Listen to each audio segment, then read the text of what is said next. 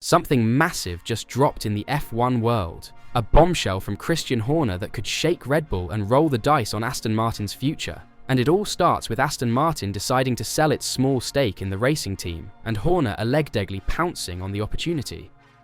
Aston Martin, the maker of supercars, signed a binding letter of intent to sell its 4.6% share in the Aston Martin Aramco Formula One team. That might not sound like much, but the $146 million the deal would bring in is vital. The parent company is struggling. It issued a profit warning just yesterday, blaming US tariffs and China's economic slowdown. Now, the firm expects to just break even this year. The stock price dropped 7% in one day. Aston Martin once launched on the London Stock Exchange in 2018 at £19 per share, valuing the company at £4.33 billion. Now, shares are down to 71 pence, valuing it at around £826 million. An analyst at Third Bridge, Orwa Mohammed, explained, "Going private is being considered as a potential path forward. Our experts say simplifying the ownership structure could improve agility, attract long-term partners, and reduce the administrative and financial burdens of public listing. That means this sale could signal a bigger shakeup." Still, on the product side, Aston Martin looks stronger than ever. The Vantage, DB12 and Vanquish are all well received. The SUV DBX now makes up roughly half of its sales. Mohammed added, "Despite these challenges, Aston Martin's client base offers some insulation. Buyers in the ultra-luxury segment tend to be less sensitive to inflation and economic cycles, giving the company more pricing flexibility." Meanwhile, the racing team's value has skyrocketed. When Aston Martin sold this minority stake, the team was valued at a stunning $3.2 billion. That's up from around $2.6 billion in a deal just a year earlier, about a 23% jump. It reflects big investments. The team rescued Force India in 2018. Billionaire Lawrence Stroll poured in cash. Adrian Newey joined as chief technical guru, and they now have top-notch wind tunnel facilities at Silverstone. All framed against F1's booming global popularity. So what's Christian Horner's part in this explosive mix? The former Red Bull boss, ousted in early July, is now in the betting markets, with Aston Martin listed as 7-4 favourites to hire him should he return to F1. That's after Ferrari lost ground when Fred Vasseur signed an extension. His chances at Maranello drifted out to 10-1. Odds now put Cadillac, entering in 2026, at 9/2, Alpine at 16/5, and Williams at 6-1. Long shots include Mercedes and McLaren at 33-1. Racing Bulls, Red Bull's junior team, are way back at 700-1, 50/1.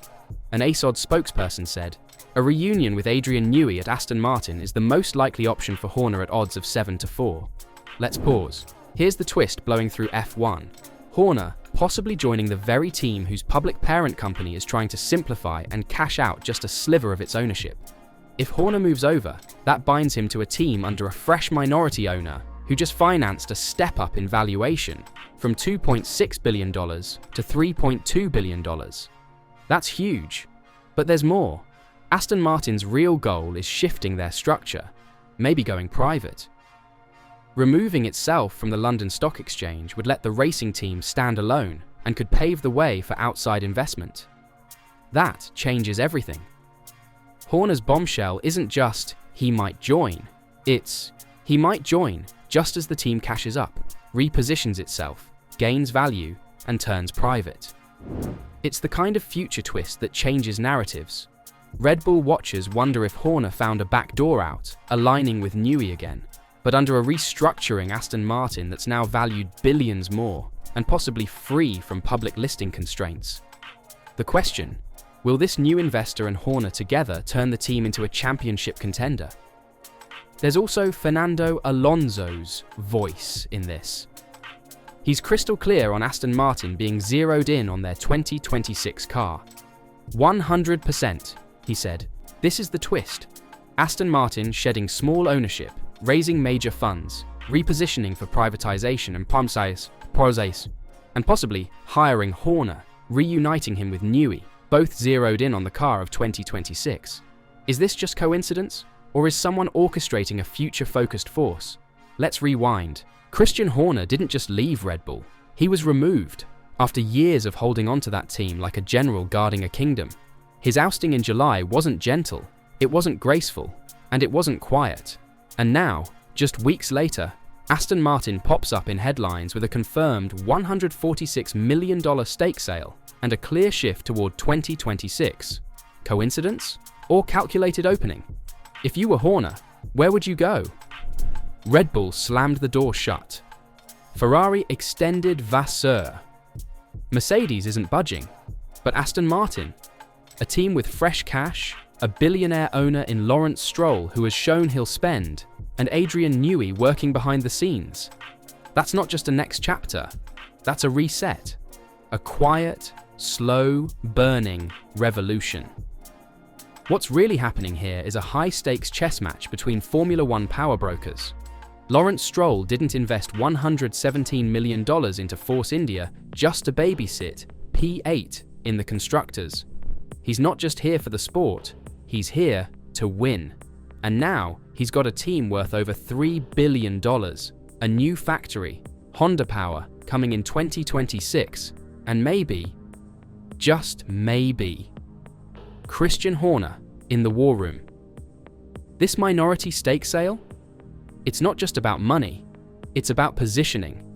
A way to bring in a new partner without losing control, while giving the team a value boost that screams, "We're ready to fight."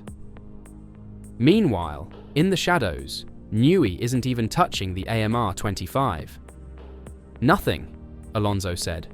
Newey's focus is 100% on 2026. That's critical, because Horner, if he steps in now, gets to shape the project from the ground up. With no baggage from the current season, he becomes part of the vision. Alonso confirmed it. Everything they needed from the current car is done. The real fight is next year.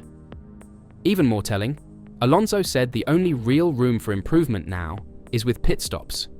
That's it. The rest? They're in wait mode, prepping for a January where the new car could launch with one of the strongest design teams in the world.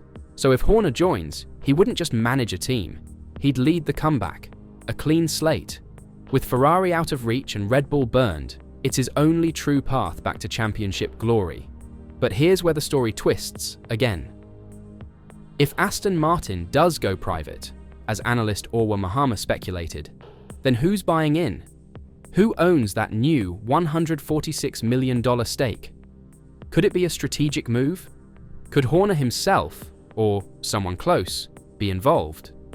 Remember, the buyer hasn't been revealed yet. What if Horner isn't just negotiating a job? What if he's helping shape ownership? And what does Red Bull think about all of this?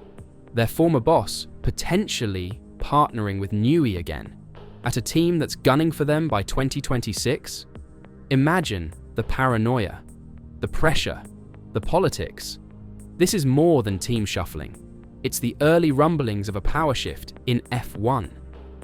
When Fred Vasseur signed with Ferrari, everyone assumed the silly season was over. But Horner's silence and Aston's sudden financial chess moves suggest we're only just getting started. Because if Aston Martin emerges from this as a privately held juggernaut, led by Horner, designed by Newey, powered by Honda, and fueled by new investors, then Red Bull might have accidentally created their own biggest threat. And finally, the biggest question: why now?